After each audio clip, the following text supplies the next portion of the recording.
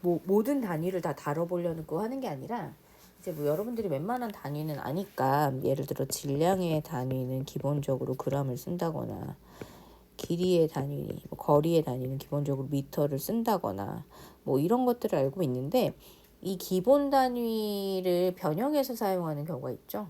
접두어처럼 앞에다가 뭘 붙여서 쓰는데 보통 킬로라고 우리가 말하는 요런 게 있고 밀리라고 말하는 요런 게 있어요. 그래서 그런 걸 붙였을 때 킬로는 1000배 커지는 곱하기 1000, 밀리는 곱하기 1000분의 1 작아지는 뭐 이렇게 되는 거죠.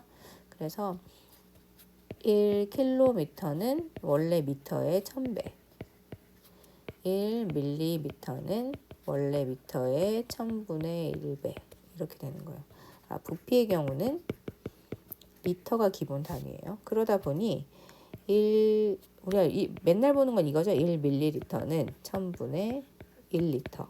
그런데 킬로리터라는 것도 쓸 수 있어요. 킬로리터는 1000리터. 뭐 이렇게 이야기할 수 있고 길이 같은 거, 뭐 부피 같은 것도 그렇지만 질량도 마찬가지로 1mg은 1000분의 1g. 뭐 이렇게 1kg은 1000g. 이런 식으로 확대되는 단위와 축소되는 단위 뭐 이런 것들이 있다. 이거는 뭐 자주 접하는 거고 중학교 때부터 봐와서 쉽게 아는 걸 테니까 뭐 이렇구나 정도 봐두면 될 것 같고, 그 다음에 길이와 부피에 대해서도 조금 생각을 해볼 필요가 있는데 길이는 1차원이고 부피는 3차원, 그 사이에 면적이 2차원이 되는 거죠. 그래서 우리가 보통 이제 부피를 길이의 세제곱으로 이렇게 나타내는 경우들이 있어요. 그래서 이런 부분에 대해서도 조금 생각을 해봤으면 좋겠는데, 기본 단위가 미터니까 길이의 기본 단위가 미터니까 넓이는 제곱미터가 될 거죠. 부피는 세제곱미터 이런 식으로 될 거예요. 뭐 이렇고 그거를 이런 단위를 쓰기도 하지만 뭐 이제 부피 같은 경우에는 세제곱미터 같은 단위를 쓰기도 하지만 원래 정해진 단위들이 있어서 이렇게 환산되는 부분들도 뭐 알아두면 좋을 것 같아요. 그래서 우리가 그냥 한 가지 상식적으로 알아두었으면 하는 건 1리터는 1000ml인데 이거는 1000세제곱센티미터. 1ml랑 1세제곱센티미터는 크기가 같아요. 센티미터 할 때 요 센치, 우리가 센치 뭐 센티 이렇게 말하는데 이 단위는 100분의 1에 해당하는 단위예요. 그래서 100cm가 1m가 되는 뭐 이런 관계다. 뭐 그런데 이제 이렇게 부피 단위로 환산이 될 수 있으니까 이렇게도 생각해 볼 수 있죠. 1세제곱미터는 100cm의 3승이 될 거니까 이렇게 되겠죠. 그런데 1000세제곱센티미터가 1000ml와 같고 그게 1리터와 같으니까 얘는 1000리터가 되겠죠. 뭐 이런 관계가 있다. 뭐 이런 거 정도 봐주면 좋겠고, 요거 알았으면 좋겠어요. 요거 알았으면 해서 일단 이야기를 시작한 거고, 사실 진짜 얘기하고 싶은 건 좀 다른 거예요. 진짜 얘기하고 싶은 것은 퍼라는 단위, 퍼. 이 퍼라는 단위에 대해서 좀 잘 알아뒀으면 좋겠어요. 분자량 이런 걸 얘기하면서 선생님이 그램 퍼 몰이라는 형태의 단위를 되게 많이 썼어요. 사실 AMU라는 단위를 쓰기도 해요.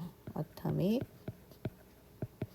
Mass Unit이라고 해서 원자량의 어떤 단위값이라는 뭐 단위를 억지로 만들어서 분자량 같은데 뭐 원자량 같은데 억지로 만든 단위를 쓰기도 하는데 또 이런 것들은 잘 안 쓰는 패턴이기 때문에, 그리고 분자량이나 원자량은 엄밀하게 말하면 진짜 질량은 아니니까 이 의미를 부여하기 위해서는 몰이 들어가는 게 맞죠. 그래서 이 단위에 대해서 수업 시간에 몇 번 이야기를 했어요. 퍼라는 단위는 퍼의 앞과 뒤가 있는데 수업 시간에 얘기했지만 이 앞쪽을 알고 싶은 거예요. 근데 뒤쪽은 기준이 되는 거죠. 예를 들어 밀도라고 치면 우리가 밀도를 계산할 때 부피분의 질량으로 계산을 하고, 질량의 단위는 그람을 많이 쓰고 부피는 뭐 밀리리터 같은 걸 쓴단 말이에요. 그러면 이렇게 분수로 표현되는 단위를 써주는 것을 별로 안 좋아하기 때문에 한쪽에서 눌려서 찌그러뜨린 단위를 사용하겠죠. 이런 단위를 쓰게 되면 실제로 밀도는 이 앞에 있는 몇 그램이냐를 알고 싶은 거야. 그런데 부피가 달라지면 객관적 비교가 힘드니까 뒤에 기준 라인을 정해놓는 거죠. 단위 부피라고. 그래서 퍼 뒤엔 언제나 뭐가 생략돼 있다고 했어요? 1이 생략돼 있다고 했죠. 퍼 뒤엔 항상 1이 생략돼 있어서 이 그램 퍼 밀리리터라는 단위의 의미는 1ml의 부피 안에 몇 g의 질량이 들어있는가라는 의미란 말이에요. 이 그램 퍼 몰도 마찬가지죠. 1몰 속에 몇 g이 있느냐, 그래서 원자량이냐 분자량이냐에 해당하는 수치들을 사용한다. 요걸 좀 알아뒀으면 좋겠어요. 선생님이 간혹 쓰는 이제 시계 집어넣는 단위 중에 이걸 쓰는 단위 쓰는 경우들이 있었는데, 수업 시간에 문제 풀 때 몰수를 구할 때 지금 주어진 질량이 있는데 그 질량을 뭐 예를 들어 분자하면 분자량으로 나눠서 몇 몰인지 구한다고 하면 질량은 g이고 분자량은 1몰의 질량이니까 요렇게 단위를 놓고 지워지는 거 지우고 나면 결국 남는 단위는